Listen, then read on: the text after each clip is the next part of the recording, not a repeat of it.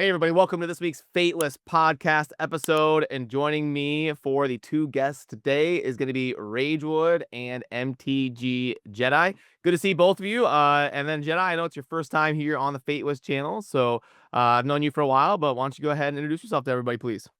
Oh yeah, hey, what's up, man? Thanks for having me. We have it's been a little bit of effort getting everybody together on this one. Last week, my power was out for 4 days, which was actually insane. This storm came through and like cut down a dozen telephone poles. It was wild.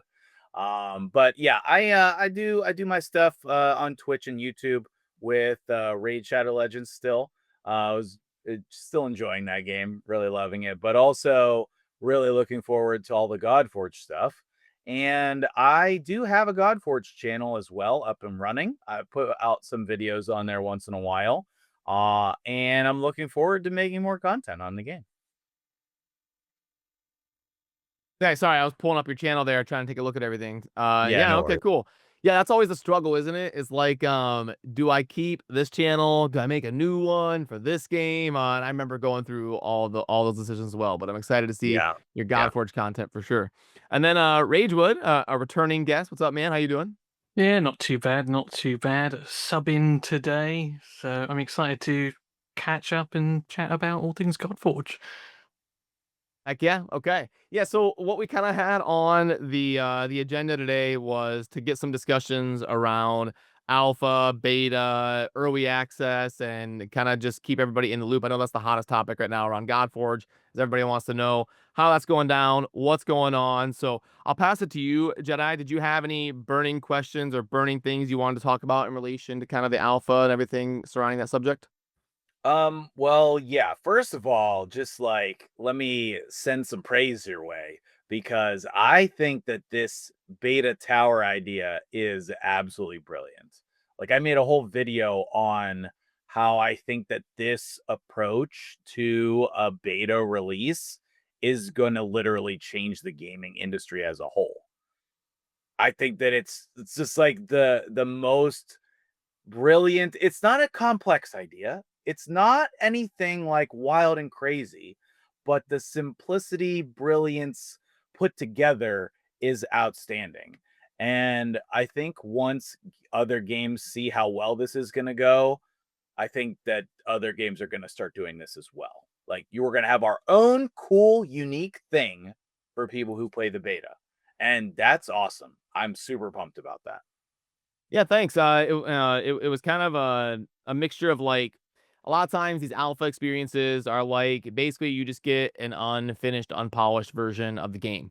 So Right. we wanted to kind of give an experience in a way for people to go through and test things and try different builds, but not just, oh, you can only go into the campaign and it's one stage. Like we wanted Right. a way for you to kind of feel progression and feel things going on. And for you, the viewer, if you're not familiar with the method, we're kind of talking about having a Doom Tower-esque experience for the beta. So you'll get to see some different enemies to fight against and experience climbing and experience trying out different teams, getting stuck, having to theory craft, having to go farm, come back and try to progress a little bit more. We're trying to kind of bring that to the alpha so we can get some very valuable feedback from the players. So how about you, Rage? How you feeling right now about that idea and all that stuff? Yeah, I have to agree with Jedi here. Its brilliance is in its simplicity. Like obviously there's a lot going on for you guys when it comes to making Godforge and things like that. And I think it's a very smart step. Like getting one environment done, essentially, you can get that done and then you can focus on the heroes and the exciting stuff that we want to test. Like just because it's not in a campaign stage doesn't mean that the stuff you're doing is any different. The testing still matters, and I'm super pumped to jump into it. I'm currently playing Etheria Restart, which came out, not too long ago, and their tower mode, they've got like different effects in there, and it's just great. And they're going to do it the same thing, I reckon. Whatever we do and test in there, they'll bring into the future in the game as it develops. So, yeah, super pumped. Yeah, for sure.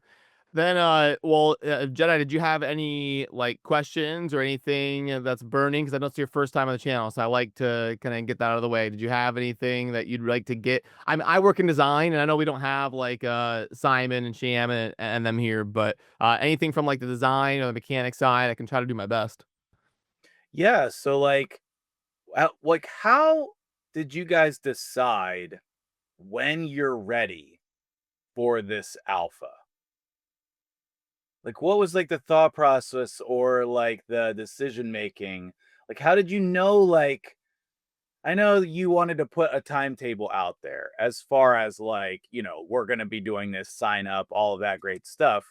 But then, like, in terms of like content, how do you know when you have enough ready to start that?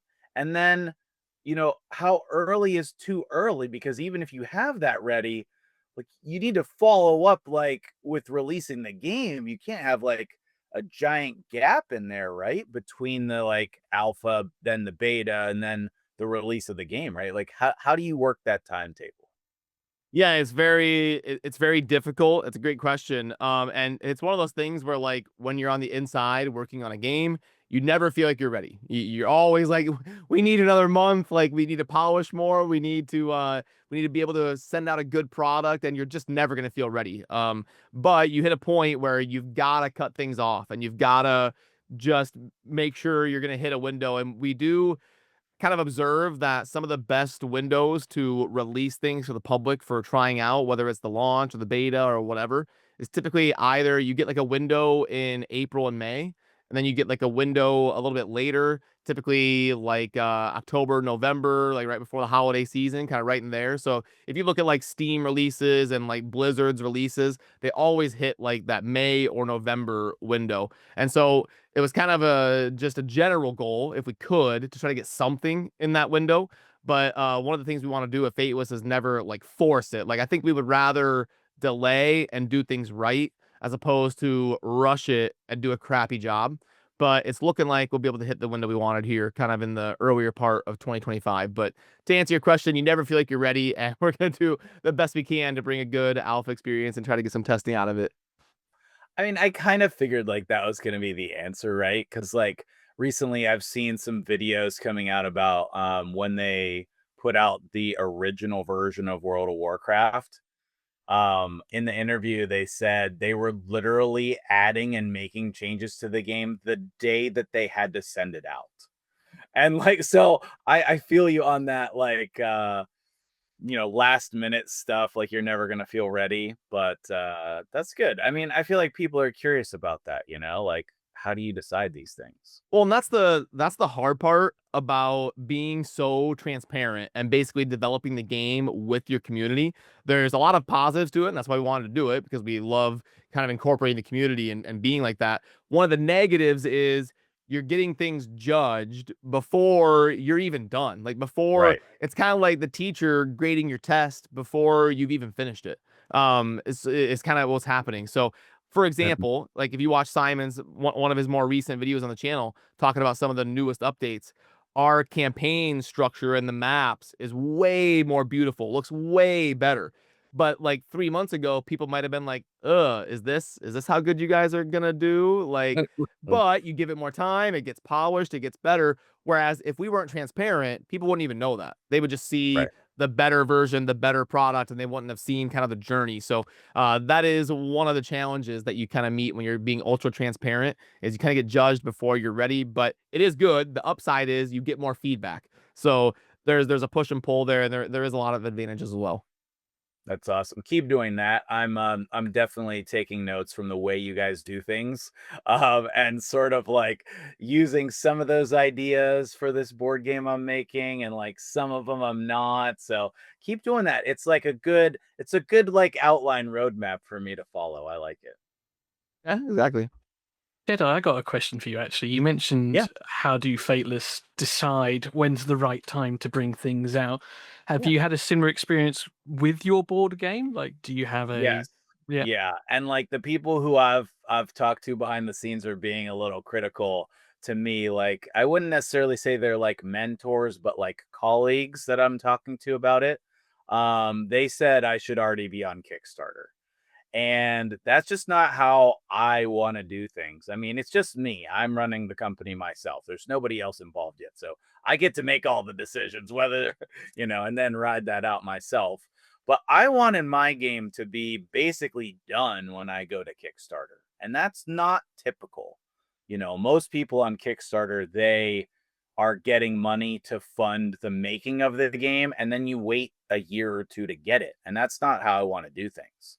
The game is basically done right now. Hopefully, I'm going to go to Kickstarter this summer and I'm going to be able to ship it in the fall. But like, that's just how I want to do things. So,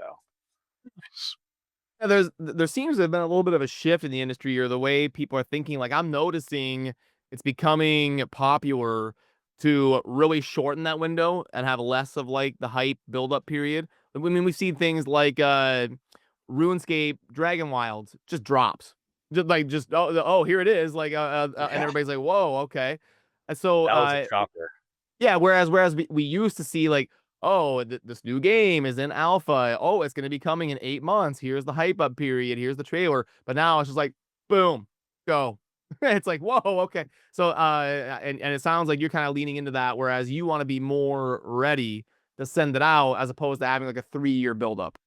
Yeah, exactly. Yeah. I mean, I still talk about it on stream and stuff and like I've made a couple videos on my channel about it. So if people are interested in that, like there's information there and I've shared some stuff. But still I'm not like nobody knows like how you play the game. Like I kept that on lock. So there's still I want some of that new game joy. When you start an awesome game for the first time, and I'm hoping to relive this as soon as we start on Godforge as well. It's like when you start that new game that you love, you're just all in, man. It's like all you can think about, all your time is going to it. And I want that for my game, and I'm hoping for that with Godforge as well. Yeah, that's something I thought about a lot is like how could a game capture people for longer, because like you said I have the same experience. Whether you're diving into a new server, you're playing Minecraft with some friends or whatever, like literally anything, or a new Diablo 4 season or Diablo 3 season, new Path of Exile season, it's always insanely fun for like a week. And then it's like, everybody's kind of not logging in anymore. Everything's kind of dying off. Oh, now I'm the only one playing the Minecraft server. All my friends have quit. Like, it's always hyper fun. It's like, when can we have a game that's able to kind of sustain that for like 2 years or something instead of a week? And that is a challenge and we talk about kind of concepts like that a lot. But something I would like Well, to get your guys' opinion on as we go back to kind of like the Godforge alpha and all that is, what are like the things that you really want to make sure are in there, or what would make a good alpha from the player's perspective? Because we kind of see it from the design perspective. What is like the thing that would make you go, okay, that was a really nice beta or alpha, because I'm glad this was in it, or something you'd be disappointed if was missed? And I'll start with you, Jedi.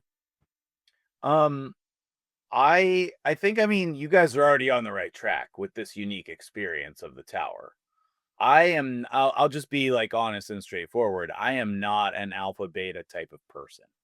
I want to play the game when it's released, but I am very excited about Godforge because of this unique experience. Like we're not going to be able to do this again. Either you do this in the alpha beta area or you play the regular game when it comes out.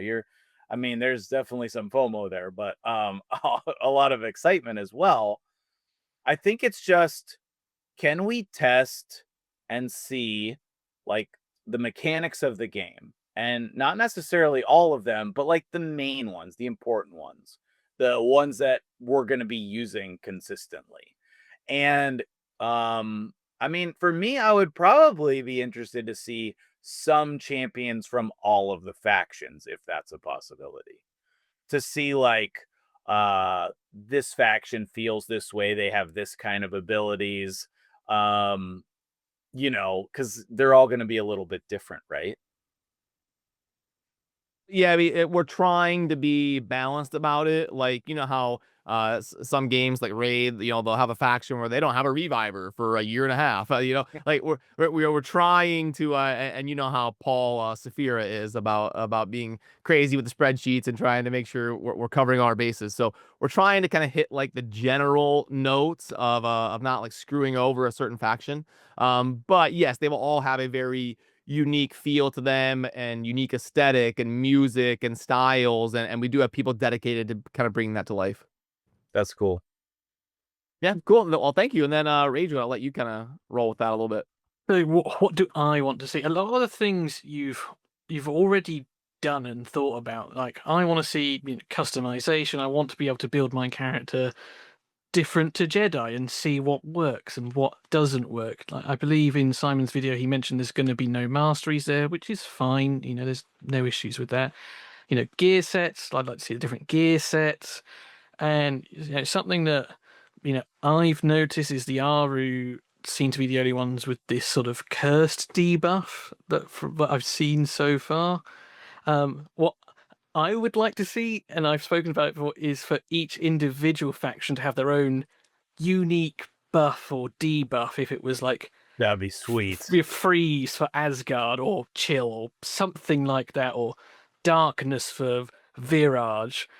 That's the kind of thing I'd like to see. Something that makes, as you've already touched on, each faction unique outside of just, all of the Olympians have, what's the words, like the floral things over their head, that kind of stuff. I'd like to see something like unique to the faction, like Cursed appears to be for the Aru.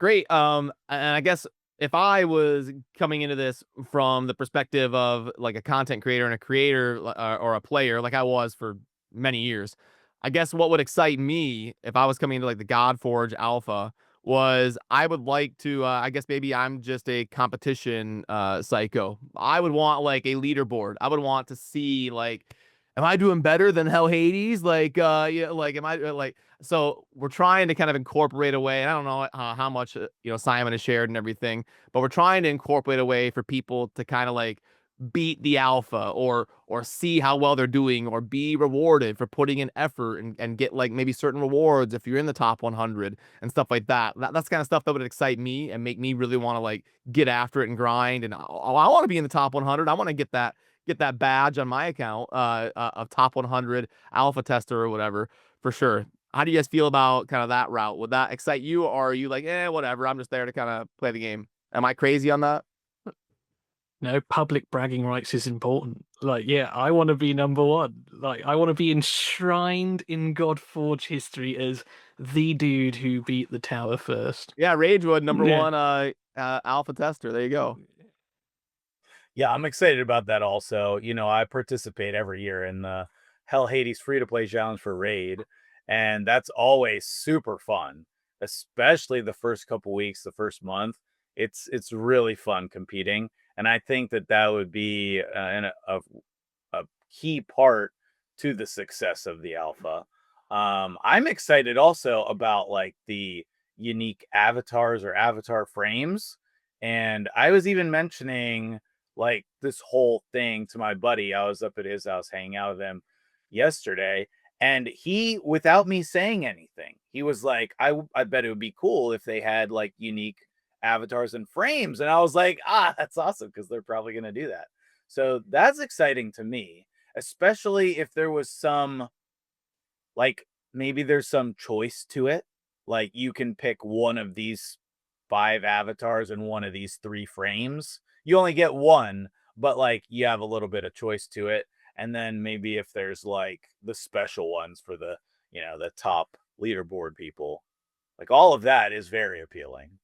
I like that. I like that idea. And again, I don't know what's gonna make it officially into the alpha, but that is something that's at least like come up in our meetings and something that Right. we're discussing as on the table as a possible option. Rager, it looks like you wanted to jump in there. Yeah, I was going to say, Jedi mentioned the recent Raid free-to-play. I also took part in it myself for a little bit. How much has that recent experience and the hype that the community sort of generated from that influenced your decision to sort of go down this route? I would say it's probably a pretty big deal, and I know Simon has kind of learned a lot from running the HH Gaming website and kind of seeing what clicks with players and what doesn't. I'm sure that was insanely valuable experience, and I know the like leaderboard approach of letting players interact with each other and see their teams on a website and see how they're doing compared to everybody else ends up being really fun for the community. So I can't speak for him, but I'm sure that played a huge part in kind of this coming up as a discussion of a way to go for sure. Because you've done this in, was it Diablo Immortal? I think you did something similar as well. Is that right? Diablo 4. Yep, Diablo Diablo 4, 4. sorry. Yeah, they had one of my I thought it was brilliant. I actually have a statue right there, which is Oh, a yeah. mini Cool. it's a mini version of the Diablo 4, like huge Lilith statue. But yeah, I got a picture next to it at the Blizzard campus. They had like a top 1,000 in hardcore mode got etched into the statue of Lilith at Blizzard headquarters. And I thought that was an insanely cool idea. So I've been talking about that with like Simon and everybody here at Fateless since the day I joined. I was like, we got to do something like this someday. And my idea was like, we should have that statue like in the middle of our bastion, like in the middle of Godforge, like in the game. Yeah. So like, That'd be so like, cool. Yeah. so like everybody can click on the statue and then it like zooms in and you can like scroll down and find your name. I was like, what if we had Yeah. that in game? Yeah. That'd So be sick.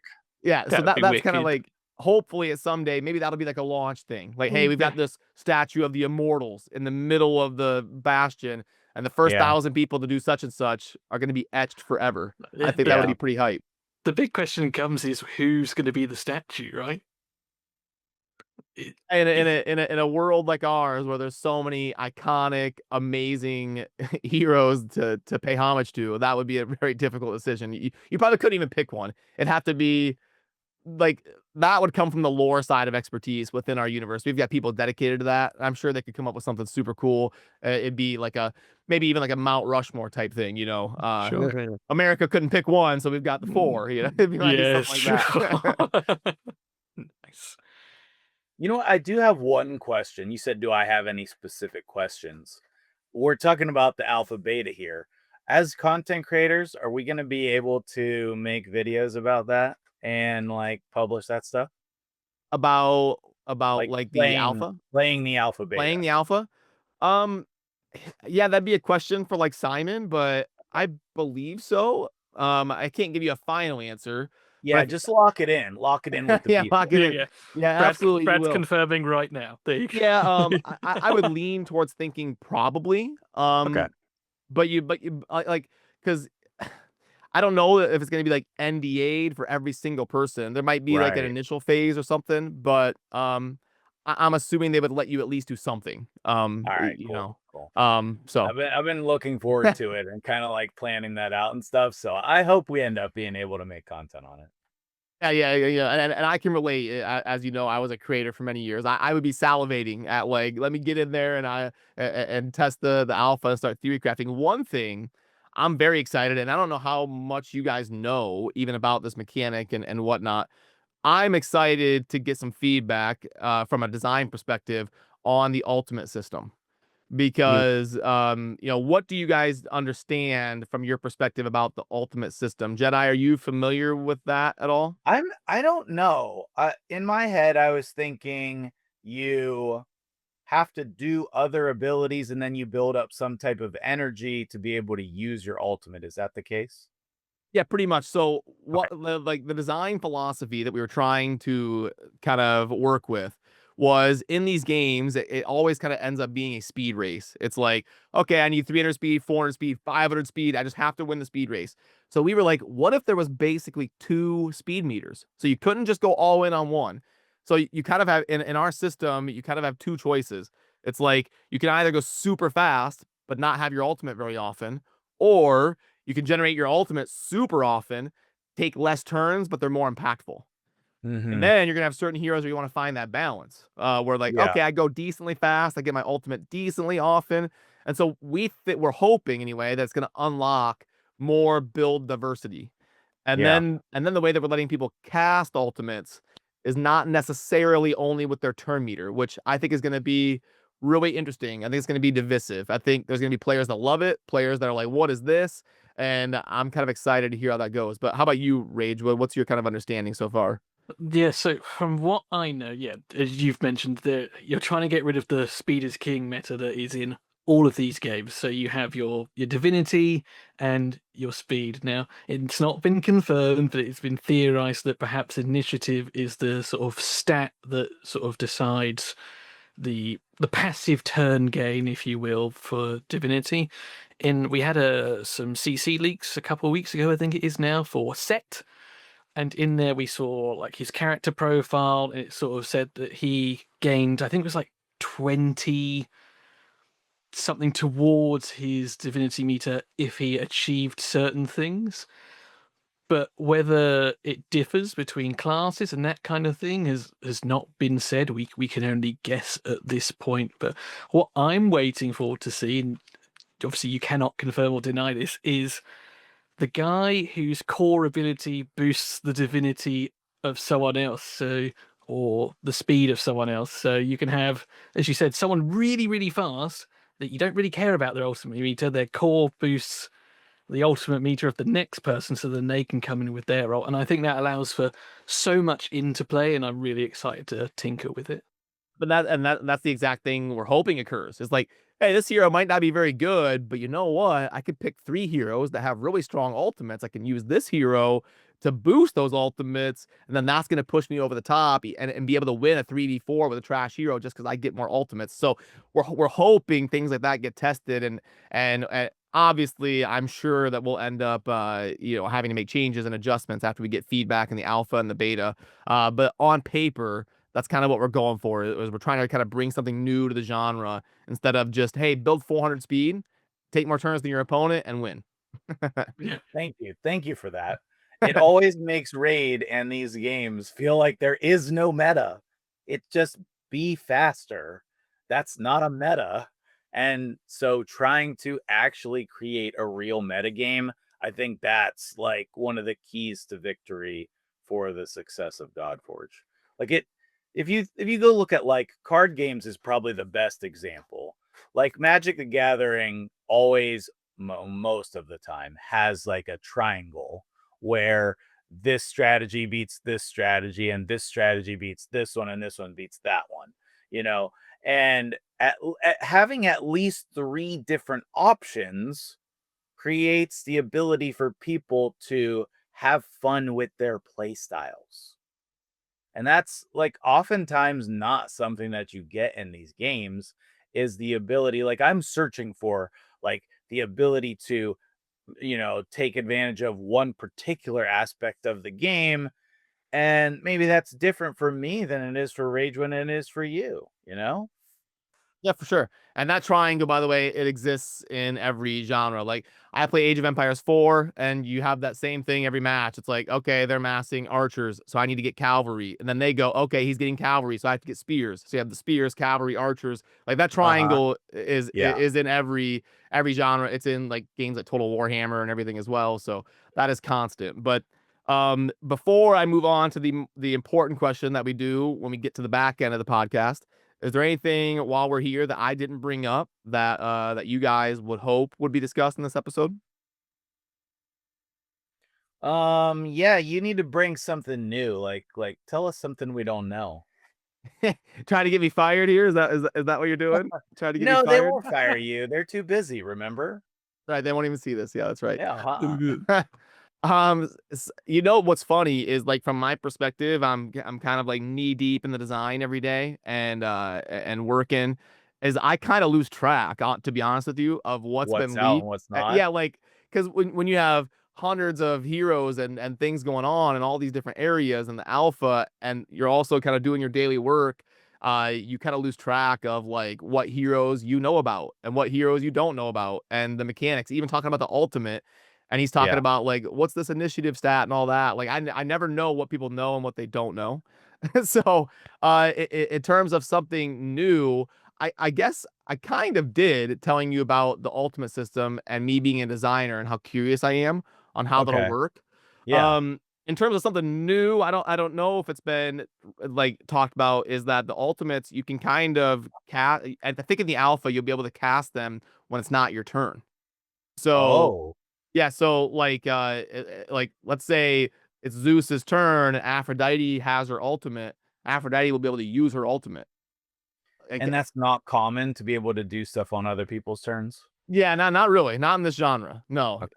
And I think that's a mechanic that we're gonna have to really test extensively and see how that balances. Because like, does it open the door of like, oh, I'm just gonna build one fast hero and a bunch of slow heroes, and then I'm gonna cast a bunch of ultimates. Like, will it break things? Or will it Yeah. be super cool? Because well, now I don't have to get speed on everybody, and it's not like you said, just a speed meta. So hopefully that's something new and I don't get fired talking about it, but we'll see All how that right, well, good job coming through on that one. That's what I'm talking about. that's right. But That's just from my years of gaming experience, doing something broken is fun. So keep yeah, that in mind. yeah. But maybe you could talk a minute about your thoughts and feelings from the design side. That's something I'm definitely interested in as, starting the design process myself. Board games versus card games, but still. So like how have you liked that design process, and like maybe like what's been different than what you expected it to be? Um, yeah, it's a good question. It's probably gone about how I expected it to go. It The tough part ends up being like you've got a lot of passionate people who are very knowledgeable, and Yeah. everybody's there for a reason. It's because they know what they're talking about. And when you disagree, you'll like I'll want to do a hero a certain way, and I'll want to have abilities a certain way, and then somebody else will be very passionate about disagreeing. Like, no, we shouldn't do that. And it's like finding the way to collaborate and come together as a team and be like, well, we're gonna move forward with this direction, and kind of finding that point where the rubber meets the road when you've got so many Mm. people who are passionate about what they want and they think it's for a good reason. That is a fun part, but I think it's gone pretty well.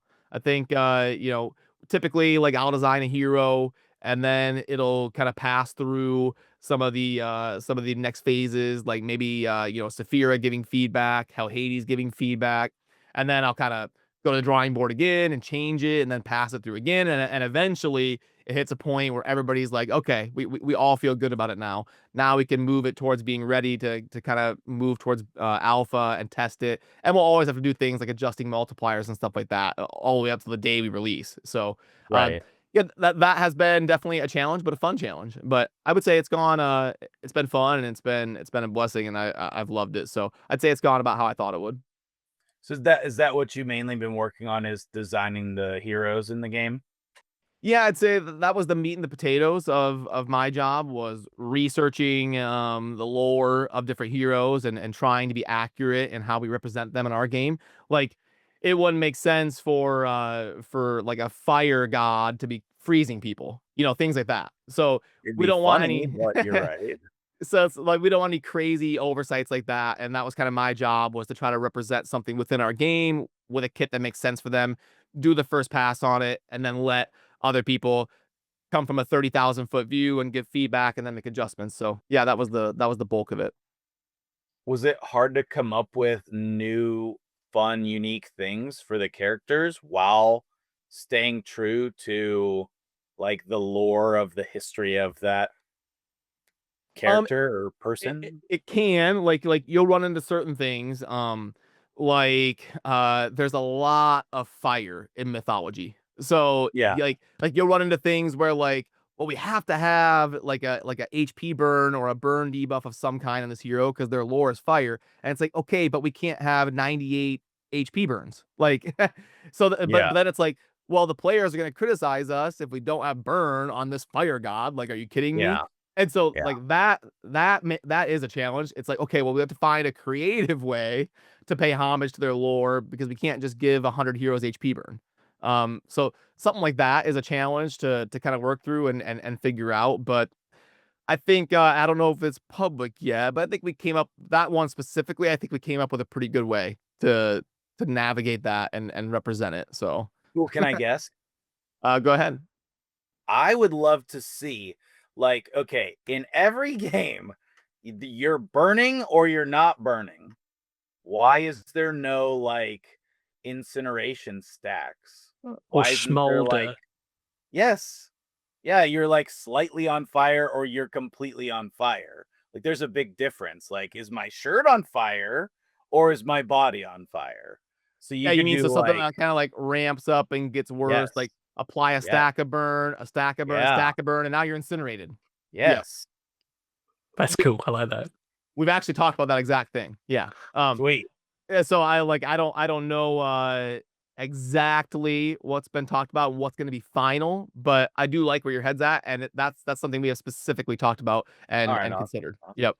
So I like it The for sure. more I can, pull out of you, the Hey, I get better it, I here. get it. That I was we're keeping the audience engaged I here. was a creator. I get it. I used to interview like Cirilla for Rage of the Legends, and I'm trying to Yeah. pull stuff out. So I totally get it. I don't blame you at all. Ragewood, did you want to get in there with something? I thought you were wanting to talk for a second. No, no. It's just interesting to hear Jedi's perspective and take on that sort of incineration smolder kind of idea. I like that. It's really cool. Yeah, for Yeah. sure. Well, then, MTG Jedi. The one thing we got to get to then is when it's someone's first opportunity here on the channel, we usually give them a chance to tell us what hero has been leaked that you're most excited for, or maybe a hero that hasn't been leaked that you're like, how do you guys not have this person in your game as a legendary? Something like Robin Hood is the big one that always comes up. Drock said William Wallace from Braveheart. So do you have somebody that comes to mind that you're like, you guys got to get this in your game because it would be epic? I forgot. I knew you were gonna ask me, and I wish I would have had more time to think Being about on the this. But spot is better though, because you can just off the cuff. What's in your gut? What comes to mind? as far as I know, there hasn't been any information on a Cerberus type of like dog in the game, correct? Ragewood's the expert, covering every hero. I mean, Cerberus specifically, no. We've seen Odin's, I forget her name, Geri, and there has been mention of a Fenrir potentially, but no, certainly no Cerberus or anything like that. Okay. Okay. That would be my go-to. That would be amazing. Yeah, that was a really good answer. Yeah, because I agree with you. I think at some point I can basically confirm there'll be some sort of Cerberus. I mean, that's very prevalent in the mythology of guarding the underworld and stuff. So I bet at some point a Yeah. Cerberus will make it to the game in some capacity. But see, that was a I good would answer. love to see like some type of beasts or mounts or pets for every faction. I think that would be a really cool aspect of the game that is not like that's not explored a lot in these games. And there's so many cool things you can do with that.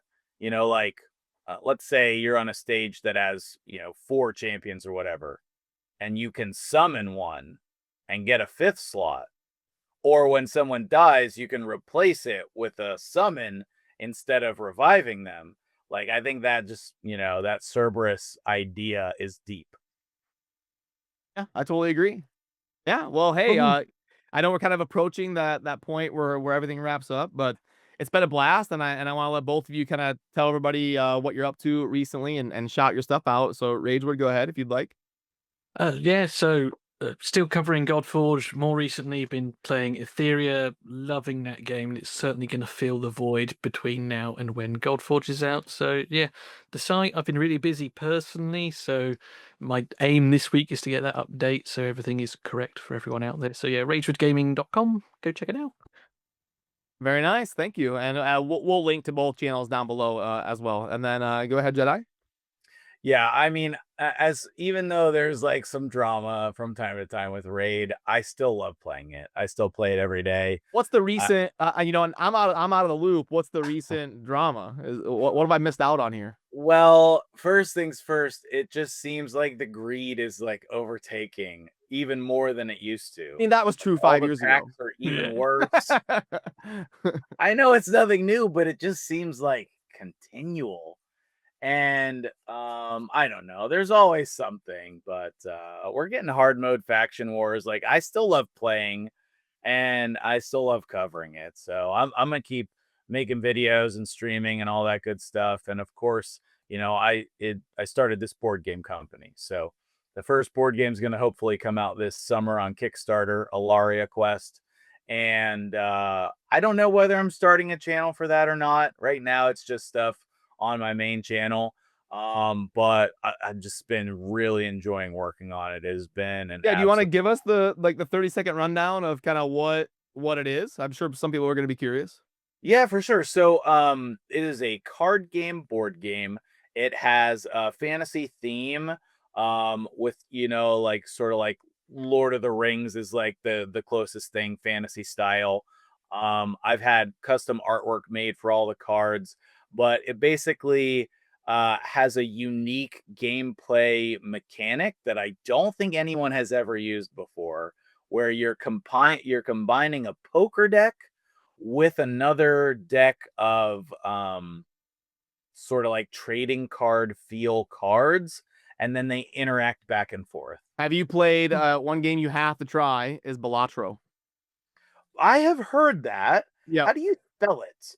You like, I mean, it's very close to what you're talking about. I Yeah. would definitely, you will learn a lot, especially with what you're working on. You need to Yeah. definitely play Balatro to Okay. glean some ideas, because that game was hugely successful, and it's a little bit similar to what you're talking about.